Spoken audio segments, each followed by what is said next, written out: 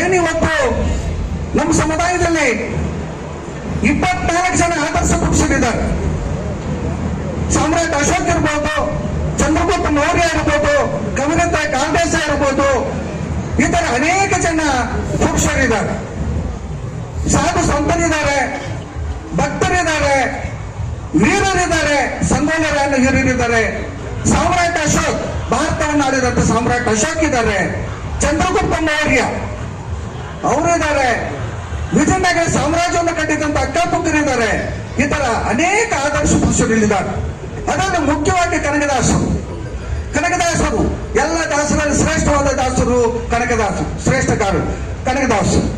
ಅವರ ಆದರ್ಶಗಳನ್ನ ಇವತ್ತು ಇಡೀ ವಿಶ್ವ ಆಚರಣೆ ಮಾಡ್ತಾ ಇದೆ. ವಿಶ್ವದಲ್ಲಿ ಬೇರೆ ಕನ್ನಡ ಭಾಷೆ ಇಲ್ಲ, ಕಡಿಮೆ ಇದೆ. ಆದ್ರೆ ಅವರವ್ರ ಭಾಷೆಗೆ ಅನುವಾದ ಮಾಡಿಕೊಂಡು ಕನಕದಾಸರ ಕೀರ್ತನೆಗಳಲ್ಲಿ ಎಷ್ಟು ಸಾರಾಂಶ ಇದೆ ಅದೆಲ್ಲ ಜನರಿಗೆ ಸಾಧಿಸ್ತಾ ಇದ್ದಾರೆ. ಹಾಗೆ ಇವತ್ತು ನಾವೆಲ್ಲ ಎಲ್ಲ ಮಾನವ ಕುಲ ಒಂದೇ ಅಂತ ಕನಕದಾಸರು ಹೇಳಿದ್ರು. ಆ ಮಾನವ ಕುಲ ಇವತ್ತು ವೇದಿಕೆಯಿಂದ ನಾವೆಲ್ಲ ಒಟ್ಟಾಗಿದ್ದೀವಿ. ಬರೀ ಕುರುಬ ಸಮುದಾಯ ಒಂದೇ ಇವತ್ತು ಕನಕ ಜಯಂತಿ ಆಚರಣೆ ಮಾಡ್ತಾ ಇಲ್ಲ. ಎಲ್ಲ ಸಮುದಾಯ ಸೇರಿ ಇವತ್ತು ನಾವು ಆಚರಣೆ ಮಾಡ್ತೀವಿ ಕೊಳ್ತಾ ಇದ್ದಾರೆ. ಯಾಕೆಂತಂದ್ರೆ ಅವರ ಕೀರ್ತನೆಗಳು, ಅವರ ಚಿಂತನೆಗಳು, ಅವರು ಈ ಸಮಾಜಕ್ಕೆ ಕೊಟ್ಟಿರುವಂತಹ ಕೊಡುಗೆ ಇವತ್ತು ನಾವು ಅಮೂಲಾಗ್ರವಾಗಿ ನಾವು ಪರಿಗಣಿಸುವಂತಹ ಸಂದರ್ಭವೂ ಕೂಡ ಹೌದು ಅಂತ ಕೂಡ ನಾವು ಗಮನಿಸಬಹುದು. ನೋಡಿ, ಕುಲವೆಂದು ಒಡೆದಾಡಬೇಡಿ, ಕುಲದ ನೆಲೆಯನ್ನೇನಾದ್ರೂ ಬಲ್ಲಿರ ಅನ್ನುವಂತ ಪ್ರಶ್ನೆಯನ್ನ ಈ ಸಮಾಜದ ಮುಂದೆ ಇಟ್ಟಿರುವಂತಹದ್ದು. ಅಂದ್ರೆ ಸಮಾಜ ಅಂತಂದ್ರೆ ಎಲ್ಲ ವರ್ಗದವರು ಇದ್ದಾರೆ, ಎಲ್ಲ ರೀತಿಯ ಜನ ಸಾಮಾನ್ಯರು ಇದ್ದಾರೆ. ಅವರ ಜೊತೆ ನಾವು ಹೊಂದಾಣಿಕೆ ಮಾಡ್ಕೊಂಡು ಜೀವನ ಮಾಡುವಂತಹ ಪರಿಸ್ಥಿತಿ ಬೇಕಾಗಿದೆ. ಯಾಕೆಂತಂದ್ರೆ ಮನುಷ್ಯರೆಲ್ಲರೂ ಒಂದೇ, ಇದರಲ್ಲಿ ಯಾರು ಶ್ರೇಷ್ಠರಲ್ಲ, ಯಾರು ಕನಿಷ್ಠರಲ್ಲ ಅನ್ನುವಂತ ಮಾತನ್ನ ಅಂದಿನ ಕಾಲದಲ್ಲೇ ನಮ್ಮ ದಾಸ ಶ್ರೇಷ್ಠರಾದಂತಹ ಕನಕದಾಸರು ಈ ಸಮಾಜಕ್ಕೆ ಕೊಟ್ಟಿರುವಂತಹ ಒಂದು ಕೊಡುಗೆ ಅಂತ ಈ ಸಂದರ್ಭದಲ್ಲಿ ನಾನು ಭಾವಿಸ್ತಾ ಇದ್ದೇನೆ. ಹಾಗೆ ದಾಸ ಸಾಹಿತ್ಯದ ಮೂಲಕವಾಗಿ ಜಾತೀಯತೆ, ಅದೇ ರೀತಿ ಮತ, ಕುಲಗಳು, ಭೇದ ಭಾವಗಳನ್ನು ತೊಡೆದು ಹಾಕಲು, ಈ ಸಮಾಜದಲ್ಲಿರುವಂತಹ ಪಿಡುಗುಗಳನ್ನ ತೊಡೆದು ಹಾಕಲು ಸಾಮಾನ್ಯರಿಗೆ ಅರ್ಥವಾಗುವ ರೀತಿಯಲ್ಲಿ ತಮ್ಮ ಕೀರ್ತನೆಗಳನ್ನ, ತಮ್ಮ ಕೃತಿಗಳನ್ನ ಕೂಡ ಇಲ್ಲಿ ಬರೆದಂತಹ ಶ್ರೇಷ್ಠರು, ದಾಸ ಶ್ರೇಷ್ಠರು ಅಂತ ಕೂಡ ನಾವು ಕರೀತೀವಿ. ಅದರಿಂದ ಏನು ಅಂದ್ರೆ ಸಮಾಜದಲ್ಲಿ ಒಂದು ಬದಲಾವಣೆಯನ್ನ ತರಬೇಕು. ಇವತ್ತಿನ ಸಮಾಜದಲ್ಲಿ ಬದಲಾವಣೆ ಅಲ್ಲ, ಅಂದಿನ ಕಾಲದಲ್ಲೇ ಬದಲಾವಣೆಗಳನ್ನ ಬಯಸಿದಂತ ವ್ಯಕ್ತಿ ಅಂತ ಕೂಡ ಇಲ್ಲಿ ಕರೆದಿರುವಂತದ್ದು. ಯಾಕೆ ಅಂತಂದ್ರೆ ಈ ಹಿಂದೆ ನಮ್ಮ ಸಂಸ್ಕೃತಿಯಲ್ಲಿ, ನಮ್ಮ ಆಚಾರ ವಿಚಾರಗಳಲ್ಲಿ ಭಿನ್ನತೆಗಳನ್ನುವಂಥದ್ದು ಕಂಡು ಬಂದಿದ್ವು. ಆ ಭಿನ್ನತೆಗಳನ್ನ ನಾವು ತೊಡೆದು ಹಾಕಿ ನಾವೆಲ್ಲರೂ ಒಂದೇ ಅನ್ನುವಂತಹ ಒಂದು ಮಾತನ್ನು ಕೂಡ ಈ ಸಮಾಜಕ್ಕೆ ಕೊಟ್ಟಿರುವಂತಹದನ್ನ ಗಮನಿಸಬಹುದು. ವಿಶೇಷವಾಗಿ ದಾಸ ಶ್ರೇಷ್ಠ, ಕನಕ ಶ್ರೇಷ್ಠ ಕನಕದಾಸರ 537ನೇ ಜಯಂತಿಯ ಶುಭಾಶಯಗಳನ್ನು ಕೋರ್ತಾ ಇವತ್ತು ತಾಲೂಕು ಆಡಳಿತ, ತಾಲೂಕು ಕುರುಬರ ಸಂಘ ಮತ್ತು ಎಲ್ಲ ಸಮುದಾಯಗಳ ವತಿಯಿಂದ ಆಯೋಜನೆ ಮಾಡಿರ್ತಕ್ಕಂಥ 537ನೇ ಕನಕ ಜಯಂತಿಯ ಈ ಒಂದು ಸಮಾರಂಭದ ಆಸೀನರಾಗಿರ್ತಕ್ಕಂಥ ತಾಲೂಕು ಇವತ್ತು ನೋಡಿ ಸುಮಾರು 14ನೇ ಶತಮಾನ. ಆ ಶತಮಾನದಲ್ಲಿ ಹಾವೇರಿ ಜಿಲ್ಲೆಯ ಬಾಳ ಎಂಬಲ್ಲಿ ಸನ್ಮಾನ್ಯ ಕನಕದಾಸರು ಜನಿಸ್ತಾರೆ. ಅವರ ಮೂಲ ಹೆಸರು ತಿಮ್ಮಪ್ಪ ನಾಯಕ. ಬಹಳ ಜನ ತಿಮ್ಮಪ್ಪ ನಾಯಕ ಅಂದ ತಕ್ಷಣನೇ ನಾಯಕ ಸಮುದಾಯ ಇರ್ಬೋದು, ಬೇಡ ಸಮುದಾಯ ಇರ್ಬೋದು ಅಂತೇಳಿ ಭಾವಿಸ್ಕೊಳ್ತಾರೆ. ಅವರು ಈ ಸಮಾಜವನ್ನ ಸರಿದಾರ ತರಬೇಕು. ಅಂದಿನ ಕಾಲದಲ್ಲಿ ಏನು ಜಾತಿಗಳ ಮಧ್ಯೆ ಬಹಳ ವೈಮನಸ್ಯ ಇತ್ತು, ಜೀತ ಪತ್ತೆ ಇತ್ತು. ಅಂದಿನ ಕಾಲದಲ್ಲಿಯೇ ಆ ಜಮೀನ್ದಾರರು, ಭೂಮಿ ಮಾಲೀಕರು, ಸಾಹುಕಾರರು, ಬಡವರು ತಾರತಮ್ಯ ಬಹಳ ಇತ್ತು. ಕೇವಲ 2 ವರ್ಗ ಮಾತ್ರ ಇತ್ತು, ಒಂದು ಶ್ರೀಮಂತರು, ಇನ್ನೊಂದು ಬಡವರು. ಆ ಒಂದು ಸಂದರ್ಭದಲ್ಲಿ ಅವರು ಕಾಡಿನಲ್ಲಿ ಇರ್ತಕ್ಕಂಥ ಆದಿಕೇಶವನ ಹೆಸರಲ್ಲಿ ಕೀರ್ತನೆ ರಚನೆ ಮಾಡ್ತಾ ತನ್ನ ವೃತ್ತಿಯನ್ನು ಪ್ರಾರಂಭ ಮಾಡ್ತಾರೆ. ಮೋಹನ ತರಂಗಿಣಿ, ನಳಚರಿತ್ರೆ, ರಾಮದಾಸ ಚರಿತ್ರೆ, ಹರಿಭಕ್ತ ಸಾರ ಇವೆಲ್ಲವನ್ನ ಕೂಡ ಪ್ರಮುಖವಾಗಿ ರಚನೆ ಮಾಡಿರತಕ್ಕಂಥ ಕೃತಿಗಳಿವು. ಅವ್ರು ಹೇಳ್ತಾ ಇದ್ರು, ಜಾತಿ ಮತಗಳ ಬೆದ್ದೆ ಇರ್ತಕ್ಕಂಥ ಭೇದ ಭಾವಗಳನ್ನು ಸರಿಸಿ ಎಲ್ಲರೂ ಸಮಾನರಾಗಿರ್ಬೇಕು ಅಂತ ಹೇಳಿ ಸಮಾನತೆಯನ್ನ ತೋರಿಸಿಕೊಟ್ಟು ಪ್ರಯತ್ನ ಪಟ್ಟಂತ ಮಹಾನ್ ವ್ಯಕ್ತಿ ದಾನಶ್ರೇಷ್ಠ ಕನಕದಾಸರು. ಸಮಾಜದ ಅನೇಕ ಹಂಗುಟುಗಳನ್ನ ತಿದ್ದೋದಕ್ಕೆ ಅವರ ಅಂದಿನೇ ಪ್ರಾಮಾಣಿಕ ಪ್ರಯತ್ನವನ್ನು ಪಟ್ಟರು. ಬಹುಶಃ ಇವತ್ತು ಅವರ ಒಂದು ಕನಕದಾಸ ಸಾಮಾನ್ಯವಾಗಿ ಅವ್ರ ವೇಷ ನೋಡಿ ಅಷ್ಟೇ. ಯಾಕೆ ಇವತ್ತು ಸಾಮಾನ್ಯವಾಗಿ ಆ ಗುರು ಸಮುದಾಯದ ಕಂಬಳಿಯನ್ನು ನಾವು ಒರೆಸ್ಕೊಳ್ತೀವಿ ಅಂದ್ರೆ ಬಹುಶಃ ಇದು ಇವ್ರು ಮಾಡಿದ್ದಲ್ಲ, ಕನಕದಾಸ ಆಗ್ತಕ್ಕಂಥ ವಸ್ತ್ರ ಇತ್ತು. ಕನಕದಾಸರಿಗೆ ಆಡಂಬರ ವೇಷಭೂಷಣ ಅಗತ್ಯ ಇರಲಿಲ್ಲ. ಒಂದು ಕಚ್ಚೆ ಬಿಟ್ರೆ ಮೈ ಮೇಲೆ ಕೇವಲ ಕಂಬಳಿ ಮಾತ್ರ ಇತ್ತು. ಇಂಥ ಮಹಾನುಭಾವ ತನಗೆ ಏನು ಬೇಕು ಅಂತ ಇವತ್ತು ಯೋಚನೆ ಮಾಡಲಿಲ್ಲ. ನನ್ನಿಂದ ಸಮಾಜಕ್ಕೆ ಏನು ಮಾಡ್ಲಿಕ್ಕೆ ಸಾಧ್ಯ ಇದೆ ಅಂತೇಳಿ ಸರ್ವವನ್ನು ತ್ಯಾಗ ಮಾಡಿದಂತ ಮಹಾನ್ ಪುರುಷ ಕನಕದಾಸರು. ಇವತ್ತು ಅಂತ ಮಹಾನ್ ಪುರುಷರು ಈ ವೇಷದಲ್ಲಿ ಒಮ್ಮೆ ಇದಕ್ಕೆ ಉಡುಪಿಗೆ ಹೋಗ್ತಾರೆ.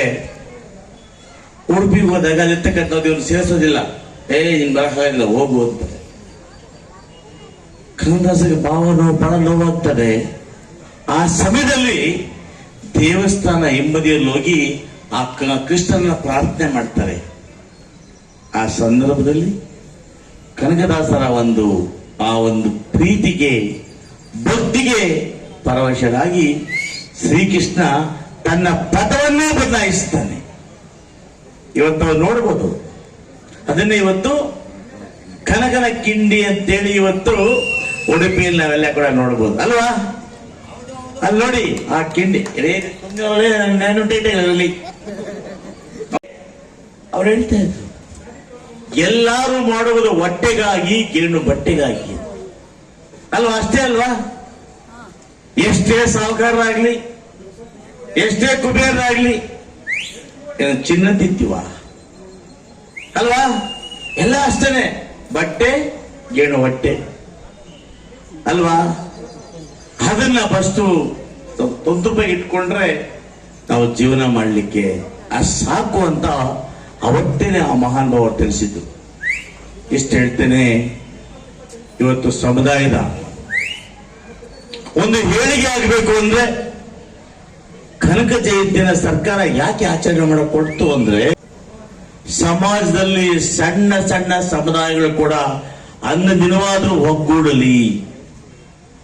ಯಾಕಂದ್ರೆ ನಾವು ಯಾವುದೇ ಜಾತಿ ಆಗ್ಬೋದು, ಗೊಲ್ಲ ಸಮುದಾಯ, ಕುರುಬ ಸಮುದಾಯ, ಭಜಂತ್ರಿ ಸಮುದಾಯ, ಇವೆಲ್ಲವೂ ಕೂಡ ನಾವ್ಯಾವತ್ತೂ ಒಂದಾಗೋದಿಲ್ಲ. ಬಹುಶಃ ಕುರುಬ ಸಮುದಾಯ ದ್ಯಾವರ ಮಾಡ್ತೀವಲ್ಲ, ಅವತ್ತೆಲ್ಲೋ ಒಂದಂದ್ರೆ ಅದು ಕೂಡ ಒಂದು ಪಂಗಡ ಅಲ್ವಾ? ಎಲ್ಲರೂ ಅಲ್ಲ. ಆದ್ರೆ ಈ ನೆಪದಲ್ಲಾದ್ರೂ ಕೂಡ ಆ ಸಮಾಜದ ಎಲ್ಲ ಬಂಧುಗಳು ಕೂಡ ಒಂದು ಕಡೆ ಸೇರಿ ಆ ಕನಕದಾಸರನ್ನ ಸ್ಮರಣೆ ಮಾಡೋದಾಗಬೇಕು ಅಂತ ಹೇಳಿ ಆ ಸರ್ಕಾರಗಳು ಕನಕ ಜಯಂತಿಯನ್ನ ಜಾರಿಗೆ ತಂದರು. ಬಹುಶಃ ಇದಕ್ಕೆ ಹೆಚ್ಚಿನ ಮೆರುಗು ಸಿಕ್ಕಿತ್ತು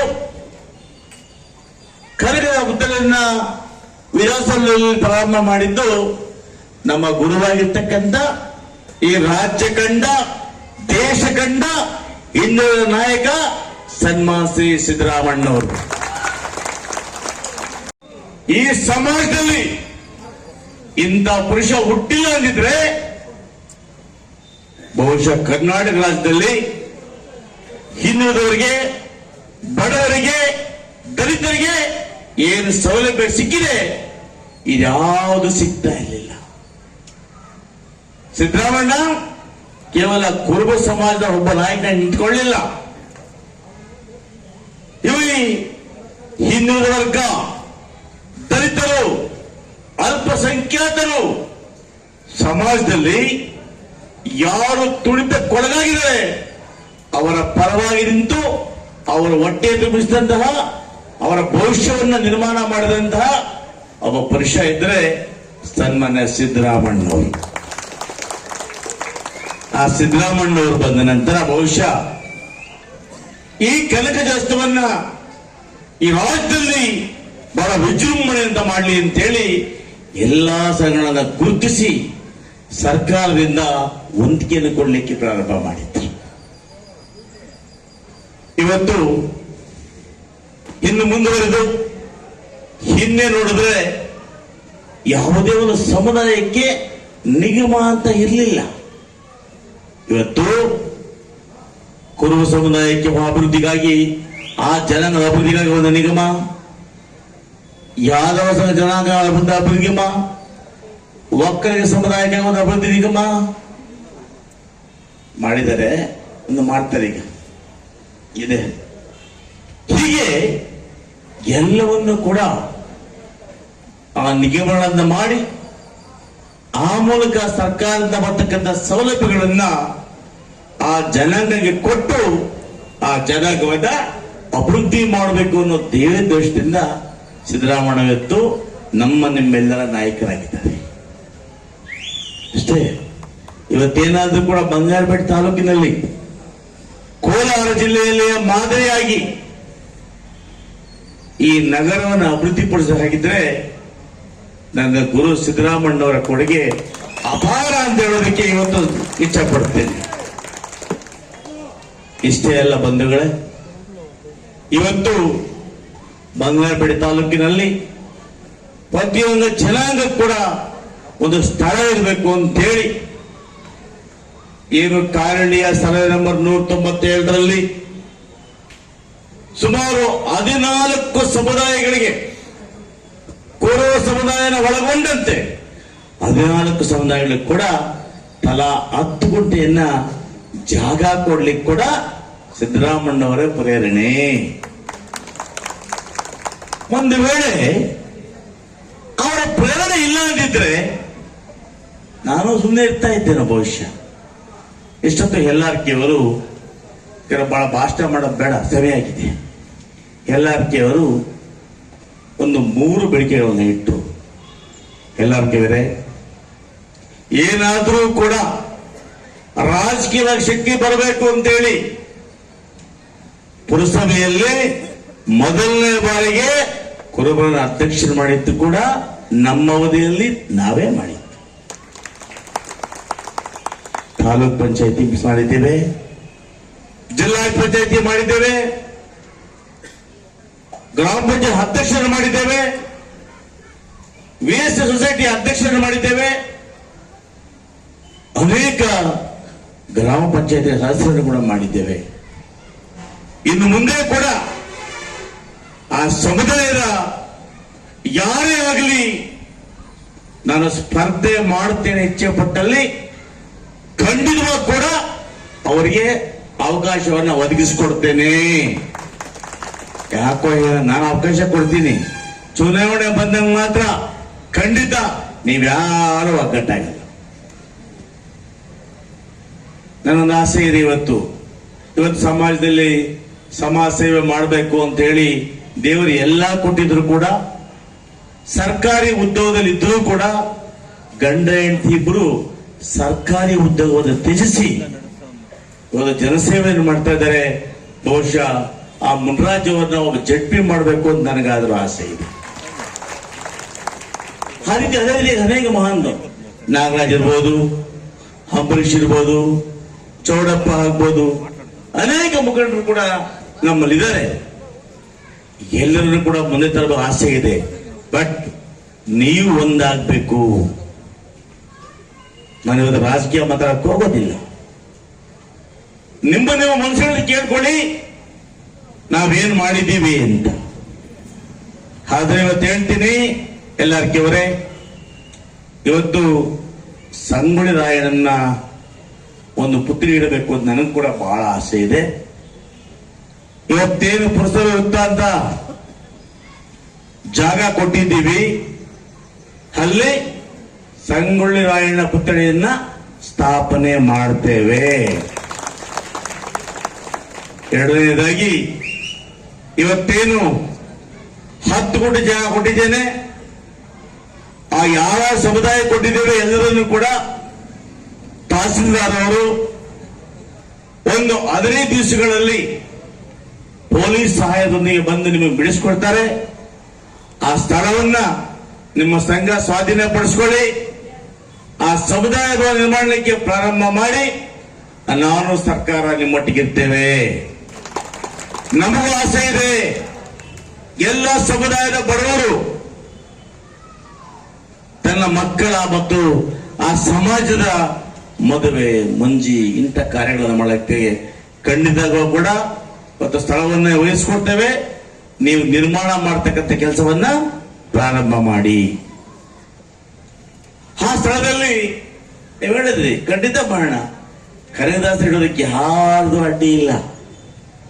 ಪ್ರಾರಂಭ ಮಾಡಿ ಆ ಕನಕದಾಸರ ಮೂರ್ತಿಯನ್ನ ಕೊಡುಗೆಯಾಗಿ ನಾನೇ ಕೊಡ್ತೇನೆ. ಅದರಿಂದ ಆ ಸಂಗೊಳ್ಳಿ ರಾಯಣ್ಣ ಮೂರ್ತಿಯನ್ನು ಕೂಡ ನನ್ನ ವೈಯಕ್ತಿಕವಾಗಿ ನಾನೇ ಕೊಡ್ತೇನೆ. ನಾನು ಯಾವತ್ತೂ ಕೂಡ ನನಗೆ ಮತ ಹಾಕಿ ಬಿಡ್ಲಿ, ನಿಮ್ಮ ಸಮುದಾಯದ ಬಿಟ್ಟು ನಿಮ್ಗೆ ಯಾವತ್ತೂ ದ್ರೋಹ ಮಾಡಿಲ್ಲ. ನಾನು ಸದಾಕಾಲ ಮಟ್ಟಿಗಿದ್ದೇನೆ, ಇನ್ನು ಮುಂದೆ ಕೂಡ ನೀವು ಮಟ್ಟಿಗಿರ್ತೇನೆ. ಎಷ್ಟು ಹೇಳ್ತೇನೆ, ಒಗ್ಗಟ್ಟಿನಲ್ಲಿ ಬಲ ಇದೆ. ಸಣ್ಣ ಸಣ್ಣ ಸಮುದಾಯಗಳು ಏನನ್ನಾದ್ರೂ ಪಡಿಬೇಕು ಅಂದ್ರೆ ಮೊದಲು ನಾವು ಒಗ್ಗಟ್ಟಾಗಬೇಕು ಅಲ್ವಾ? ಆದ್ದರಿಂದ ಇವತ್ತು ಕನಕದಾಸ ಜಯಂತಿಯನ್ನ ಬಹುಶಃ ಒಂದು 3-4 ವರ್ಷ ಹಿಂದೆ ವಿಜೃಂಭಣೆ ಮಾಡ್ತಾ ಇದ್ವಿ. ಯಾಕೋ ಬರಬರ್ತಾ ವಿಜೃಂಭಣೆ ಕಡಿಮೆ ಆಗ್ತಾ ಇದೆ. ಎಲ್ಲಿ ಹೇಳ್ತಾ ಅಷ್ಟೇ. ಇನ್ನು ಮುಂದೆ ಹೆಚ್ಚೆಚ್ಚಿಗೆ ಇನ್ನೇ ಯಾವ ರೀತಿಯಲ್ಲಿ